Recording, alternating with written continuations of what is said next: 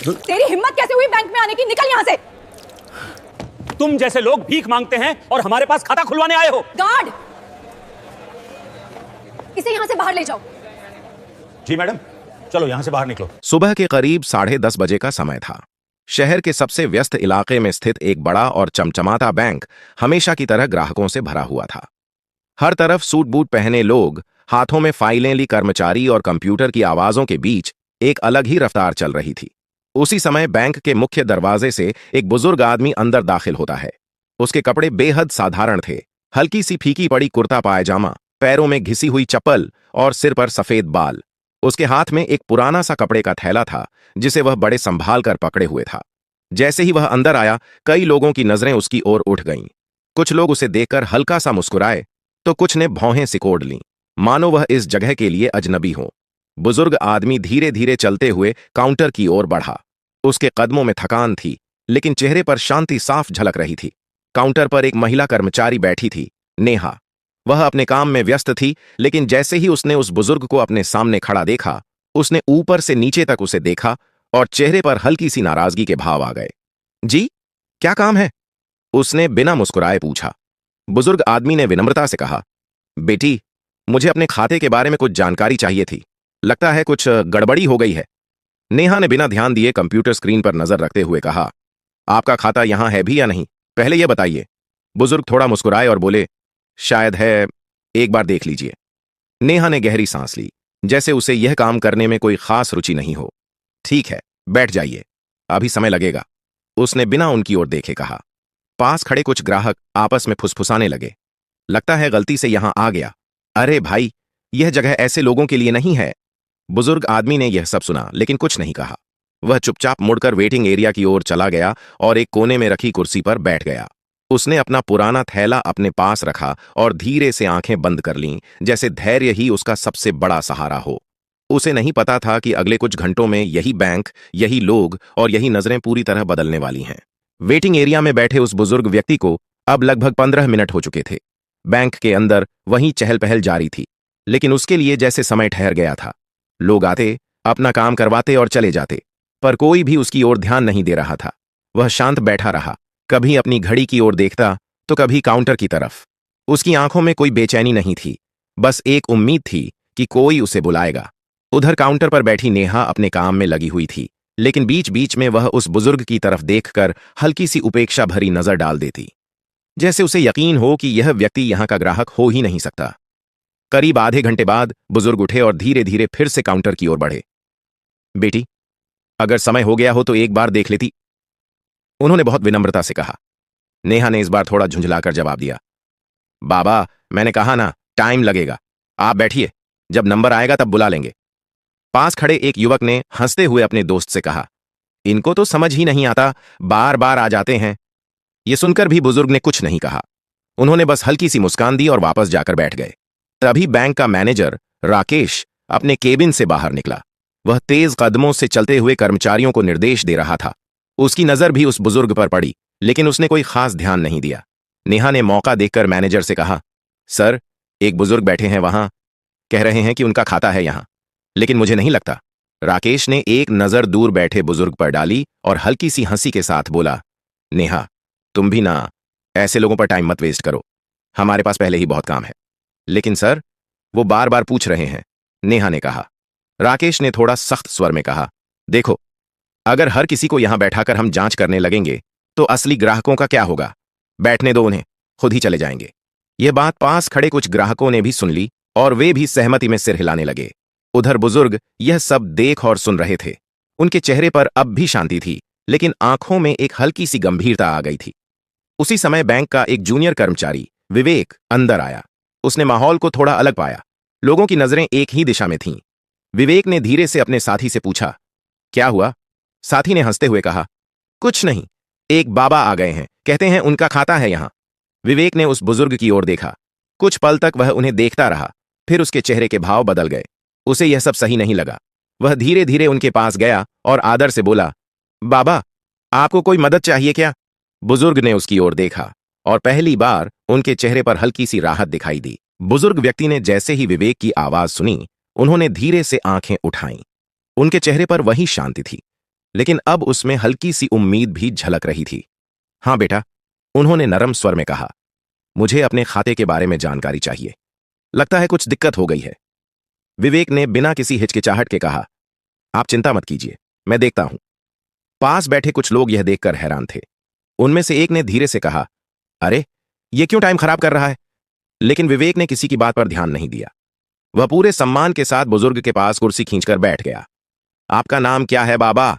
उसने पूछा। रामदयाल, बुजुर्ग ने जवाब दिया और अपना पुराना थैला खोलकर एक मुड़ा हुआ कागज निकाला। इसमें कुछ जानकारी है। विवेक ने बड़े ध्यान से वह कागज लिया, उसे सीधा किया और पढ़ने लगा। कागज थोड़ा पुराना था, लेकिन उसमें साफ साफ अकाउंट नंबर और कुछ अन्य विवरण लिखे हुए थे। ठीक है बाबा, मैं अभी सिस्टम में चेक करता हूं, विवेक ने कहा। वह उठकर अपने कंप्यूटर के पास गया और लॉगिन करके विवरण डालने लगा। शुरुआत में उसे कुछ खास नहीं मिला, लेकिन जैसे ही उसने पुराने रिकॉर्ड खंगालने शुरू किए, उसके चेहरे के भाव धीरे धीरे बदलने लगे। ये कैसे हो सकता है? उसने खुद से बुदबुदाया। उसने दोबारा चेक किया, फिर तीसरी बार। अब उसे यकीन हो गया था कि जो वह देख रहा है वह सच है। विवेक की आंखें चौड़ी हो गईं। उसने तुरंत स्क्रीन का प्रिंट निकाला और कागज हाथ में लेकर सीधे मैनेजर राकेश के केबिन की ओर बढ़ गया। उसने दरवाजा खटखटाया। हाँ, आओ, अंदर से आवाज आई। विवेक अंदर गया और बोला, सर, एक जरूरी बात है। राकेश उस समय एक अमीर ग्राहक से बात कर रहा था। उसने थोड़ा नाराज होकर कहा, अभी नहीं विवेक, बाद में आना। सर, यह बहुत जरूरी है, विवेक ने आग्रह किया। राकेश ने मजबूरी में कहा, ठीक है, जल्दी बोलो। विवेक ने वह प्रिंट आउट उसकी टेबल पर रखते हुए कहा, सर, यह उसी बुजुर्ग व्यक्ति का अकाउंट है जो बाहर बैठे हैं। आप एक बार देख लीजिए। राकेश ने बिना ध्यान दिए कागज को एक तरफ सरका दिया और कहा, विवेक, मैंने कहा ना, मुझे ऐसे लोगों में इंटरेस्ट नहीं है। तुम अपना काम करो। लेकिन सर, विवेक कुछ कहना चाहता था। नो मोर डिस्कशन, राकेश ने सख्ती से कहा। विवेक चुप हो गया। उसने धीरे से कागज उठाया और बाहर आ गया। उसके मन में अब बेचैनी थी।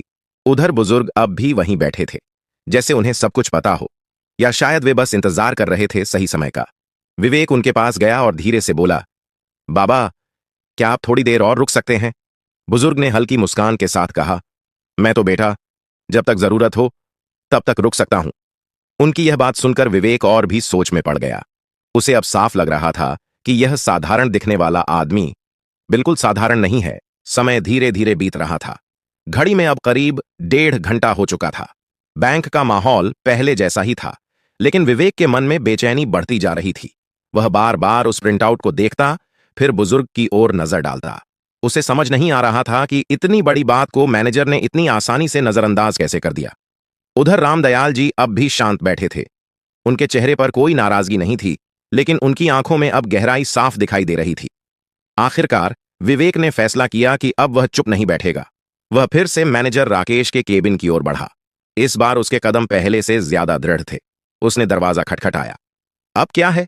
राकेश ने थोड़े चिढ़े हुए स्वर में कहा। विवेक ने अंदर आकर सीधे कहा, सर, प्लीज आप एक बार इस रिपोर्ट को ध्यान से देख लीजिए, यह बहुत जरूरी है। राकेश ने इस बार थोड़ी झुंझलाहट के साथ कागज उठाया और सरसरी नजर से देखने लगा। लेकिन जैसे जैसे उसकी नजरें उस कागज पर आगे बढ़ती गईं, उसके चेहरे के भाव बदलने लगे। पहले हल्की सी गंभीरता, फिर हैरानी और फिर एकदम सन्नाटा। ये क्या है? उसने धीमे स्वर में कहा। विवेक ने कहा, सर, मैंने 3 बार चेक किया है, यह पूरी तरह सही है। राकेश ने दोबारा कागज देखा। उसमें साफ लिखा था कि रामदयाल नाम के व्यक्ति के पास इस बैंक के 60% शेयर हैं। कुछ पल के लिए राकेश के हाथ हल्के से कांपने लगे। उसे अचानक याद आया, वही बुजुर्ग जिन्हें उसने नजरअंदाज किया, जिन्हें उसने ऐसे लोग कहकर टाल दिया। उसके माथे पर पसीना आ गया। वो अभी भी बाहर हैं? उसने जल्दी से पूछा। जी सर, वो वहीं बैठे हैं, विवेक ने जवाब दिया। राकेश तुरंत अपनी कुर्सी से उठा और तेजी से बाहर की ओर बढ़ा। बैंक के सभी लोग उसे इस तरह भागते हुए देखकर हैरान थे। नेहा भी काउंटर से उठकर देखने लगी कि आखिर हुआ क्या है। राकेश सीधे वेटिंग एरिया में पहुंचा, जहां रामदयाल जी अब भी उसी शांत मुद्रा में बैठे थे। राकेश उनके सामने जाकर रुक गया। कुछ पल तक वह कुछ बोल ही नहीं पाया। फिर अचानक उसके चेहरे पर मजबूरी वाली मुस्कान आई। साहब, आप पहले क्यों नहीं बताए कि आप... उसकी आवाज कांप रही थी। रामदयाल जी ने धीरे से उसकी ओर देखा और बोले, क्या बताता बेटा, तुमने पूछने का मौका ही कब दिया? यह सुनते ही आसपास खड़े लोगों के चेहरे बदल गए। जो लोग अभी तक उन्हें नजरअंदाज कर रहे थे, अब वही लोग हैरानी से उन्हें देखने लगे। नेहा भी पास आ गई थी। उसे अब अपनी गलती का एहसास होने लगा था। राकेश ने तुरंत कहा, साहब, आप मेरे केबिन में आइए, प्लीज। रामदयाल जी धीरे से खड़े हुए। उन्होंने अपना पुराना थैला उठाया और बिना किसी जल्दबाजी के राकेश के साथ चल पड़े। लेकिन उनके चेहरे पर अब एक अलग ही सख्ती थी। ऐसा लग रहा था जैसे अब कुछ बड़ा होने वाला है। मैनेजर राकेश अपने केबिन का दरवाजा खोलकर एक तरफ खड़ा हो गया और विनम्रता से बोला, आइए साहब, कृपया बैठिए। रामदयाल जी अंदर आए और आराम से कुर्सी पर बैठ गए। उन्होंने अपना पुराना थैला टेबल के पास रखा और शांत नजरों से राकेश की ओर देखने लगे। अब वहीं राकेश, जो कुछ देर पहले उन्हें पहचानने से भी इनकार कर रहा था, हाथ जोड़कर खड़ा था। साहब, मुझसे बहुत बड़ी गलती हो गई, उसने धीमे स्वर में कहा। रामदयाल जी ने बिना भाव बदले पूछा, कौन सी गलती बेटा? राकेश के पास कोई जवाब नहीं था। वह समझ चुका था कि गलती सिर्फ एक नहीं, बल्कि उसके व्यवहार की पूरी सोच ही गलत थी। उसी समय नेहा भी केबिन के बाहर खड़ी सब सुन रही थी। उसके चेहरे पर शर्म साफ दिखाई दे रही थी। रामदयाल जी ने धीरे से कहा, तुमने मुझे देखकर ही तय कर लिया कि मैं इस बैंक का ग्राहक नहीं हो सकता, है ना? राकेश ने सिर झुका लिया। जी, मुझसे गलती हो गई, और यह गलती सिर्फ मेरे साथ नहीं होती, रामदयाल जी ने शांत लेकिन मजबूत आवाज में कहा। तुम जैसे लोग हर दिन कई लोगों के साथ ऐसा करते हो। केबिन के बाहर खड़े कुछ कर्मचारी भी यह सब सुन रहे थे। अब पूरा बैंक जैसे शांत हो गया था। रामदयाल जी ने आगे कहा, क्या तुम जानते हो इस बैंक की शुरुआत कैसे हुई थी? राकेश ने धीरे से नहीं में सिर हिलाया। मैंने इस बैंक को इसलिए बनाया था, रामदयाल जी बोले, ताकि यहां हर इंसान को बराबरी का सम्मान मिले, चाहे वह अमीर हो या गरीब। यह सुनकर नेहा की आंखों में आंसू आ गए। लेकिन आज जो मैंने देखा, उससे मुझे लगा कि इस बैंक की आत्मा कहीं खो गई है, उन्होंने आगे कहा। राकेश अब पूरी तरह से टूट चुका था। उसने हाथ जोड़कर कहा, साहब, एक मौका दे दीजिए, मैं खुद को सुधार लूंगा। रामदयाल जी कुछ पल तक चुप रहे। उन्होंने कमरे में खड़े हर व्यक्ति की ओर देखा। फिर उन्होंने धीरे से कहा, सुधार का मौका हर किसी को मिलना चाहिए, लेकिन उसकी कीमत भी होती है। यह सुनते ही सबकी धड़कनें तेज हो गईं। उसी समय रामदयाल जी ने अपने साथ आए एक व्यक्ति को इशारा किया, जो अब तक चुपचाप खड़ा था। उसके हाथ में एक फाइल थी।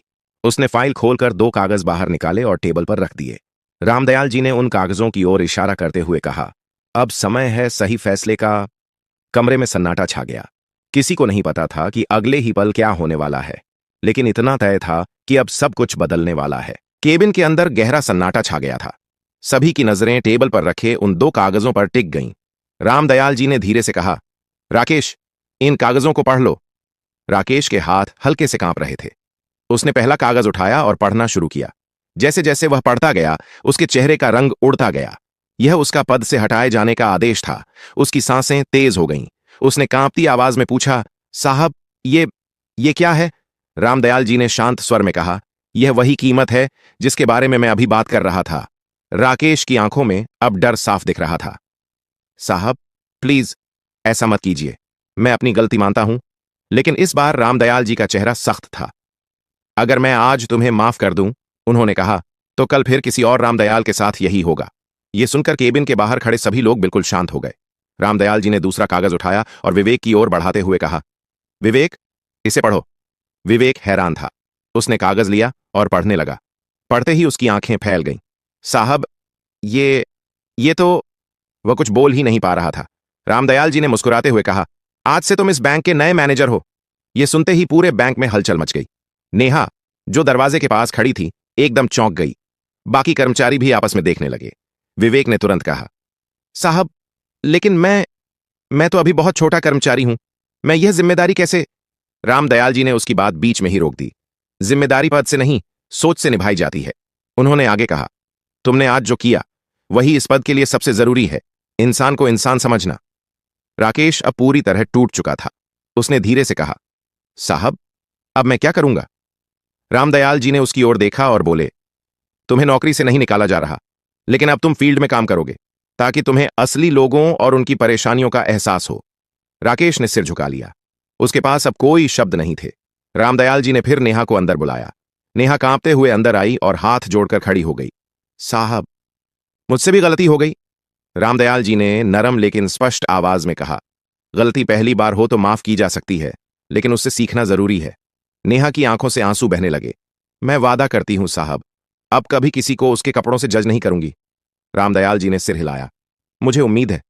इसके बाद उन्होंने पूरे स्टाफ की ओर देखा और कहा, आज जो हुआ वह सिर्फ एक सजा नहीं, एक सीख है।